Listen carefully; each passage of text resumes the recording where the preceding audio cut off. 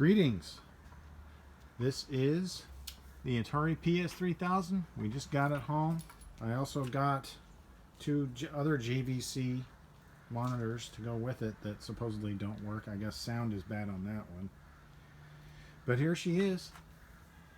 Apparently, the floppy drive is supposed to be drive B or drive O. There's the power switch right there. And this is kind of cool. Surprised that still works. I'm glad it does. It's not broken. Now let's come around the back.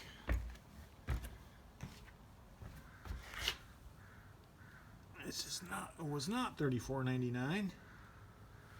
So I've got a custom video cable from Hercules Workshop. He's taken a look at that, and I'm hoping the floppy disk cable is standard.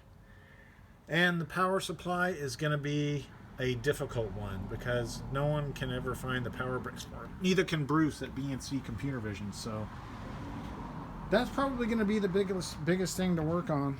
But it's here. It's got its floppy drive. So from here on out, it's clean, clean, clean. Take apart the back, discharge it, take a look at the capacitors, all that good stuff, and assess the floppy drive. All right, much thanks to my brother Rob. Hey, chilling. Thanks for coming to the channel. He's chilling with the brewski or something over there.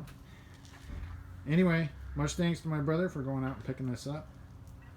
And thanks to Ben at Bravo Sierra Computers, right up the street from me here in Portland, Oregon, for trading me a 1050 disk drive for all this and a new copy of Mean 18 Golf for the ST.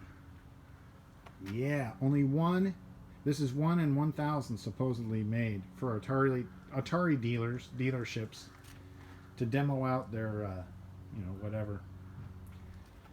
Yeah. All right. Let's get started, right, Rob? Get that sun on that stuff. Get that stuff clean. Thanks for watching, and wait for the next video. 8-bit fit. All the way, baby. Word up. Later.